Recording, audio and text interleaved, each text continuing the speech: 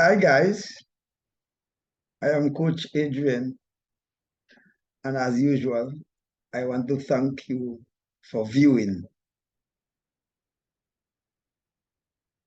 Thank you again for all the time that you view.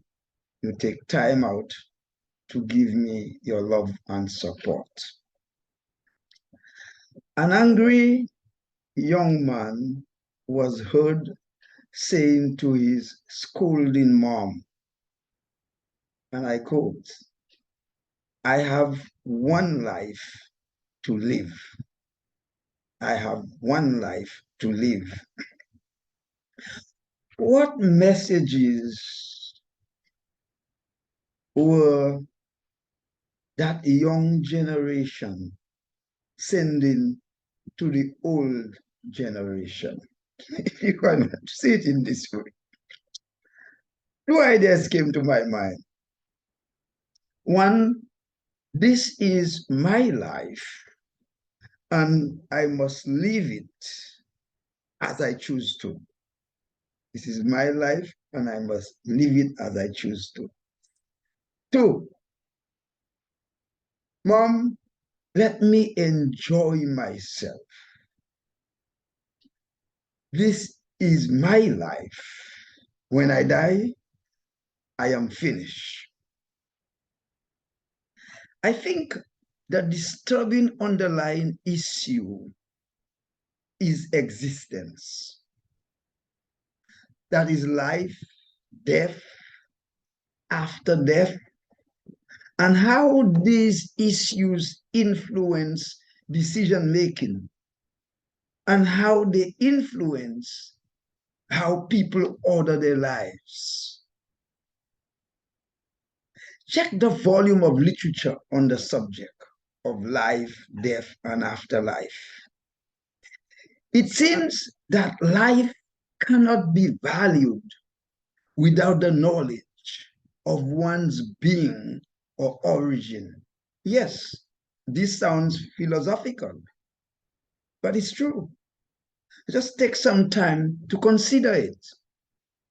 Otherwise, existence becomes a monotonous, repetitive, hopeless cycle of go to sleep, wake up in the morning, go to work if employed, eat, drink, and be merry, exchange, win, lose, and one day you die.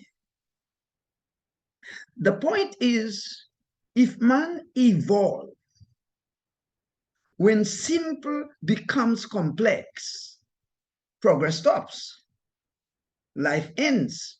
Perhaps that explains why we fear all type of endings and why we fear death. You see, the conventional wisdom among atheists, evolutionists, humanists, social Darwinists, and those with similar belief is that death is full stop. Life ends and one simply ceases to exist. What about people's afterlife? People's afterlife are mere memories of those who knew them and those who carry them in their hearts or in their mind. Rightly so. Since the Big Bang gives no optimistic sense of origin, there is obviously no hope of continuance. But did you know? More than 2.7 billion people all over the world hold the conviction that life belongs to God, the Creator. The origin of life is God. Life is defined by God, and life is kept by God. That's another conventional wisdom, particularly among Christians. Here is the Bible or Christian account of the origin of mankind. And I'm quoting the book of beginnings, Genesis chapter 2 and verse 7. I quote, "The Lord God took some soil from the ground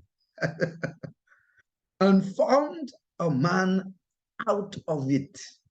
He breathed life-giving breath into his nostrils, and the man began to live." That is the account of Genesis. This is the Christian account. This is the account of those who believe that things came from God. So there are three important things to note here. One, that everything, simple and complex, was made by God. God gives life to all living things. Two, man belongs to God, and in connection with God, his existence has no end. Now, that's important. In connection with God, his existence has no end. And thirdly, God declared that life is sacred and life must be protected at all costs. If you read Genesis chapter 9, you get more detail. But I'm just quoting Genesis chapter 9, verse 6. It says, God is speaking, "Whoever shares man's blood, that is unlawfully, by man and in our state judicial government, shall his blood be shed." Why? For in the image of God, God, he made man. So God makes it categorically clear, no one has a right to take life. Only God has the right to take life. But unfortunately, an estimated 400,000 people die through intentional homicide every year.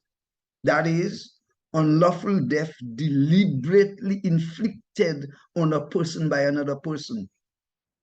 And that kind of death or killing claims about 500,000 people annually. That is more than the number of people who are killed annually in armed conflict. And that's according to the United Nations. But here is the million-dollar question.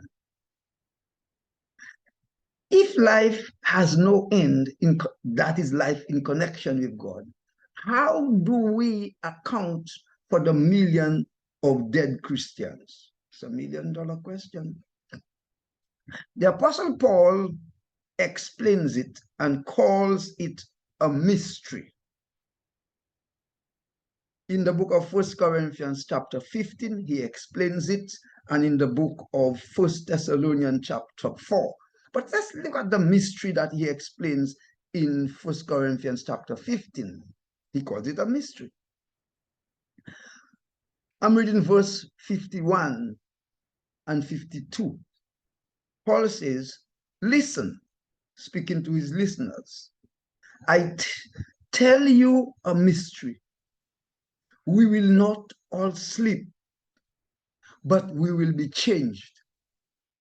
For the trumpet will sound, the dead will be raised imperishable and will be changed." So Paul, like Jesus, likened the death of a person who's connected with God, or so a person who's connected with Jesus Christ, as a sleep. So that's breaking news. It's breaking news. For the believer in God, death is a transitory period called a sleep. Like Jesus was raised from the dead in AD 41, those who die in Jesus await the call to awake. That's great news. That's great news. If you die in Jesus, you are simple asleep and you are waiting for that trumpet call. Now, prophecy gives us a timeline, particularly the prophecy of Daniel. Since the breakdown of the Roman Empire in 476 AD, Daniel, I want you to read the detail in Daniel chapter 2. Daniel says, and history confirms it, read the history on that, it confirms it, that the world right now awaits the second coming of Jesus Christ and the trumpet call. At that time, those who believe in God, those who believe in Jesus Christ, will be awake from sleep. So on that day of Jubilee, billions from the first man, Adam, will be aroused from sleep or death, wherever and in whatever form they are. For more detail, read 1 Thessalonians chapter 4. That is to say, men, women, and children of all races, all ethnicity, will be called forth from cemeteries, from mass graves, from underground tombs, from vases and urns, that is, those who were cremated, from ashes, from the bottom of oceans and seas, in wild forests, in abandoned buildings, in wreckages, wherever they were disposed, as long as they were a believer in Jesus Christ. So what is the antithesis to revolution?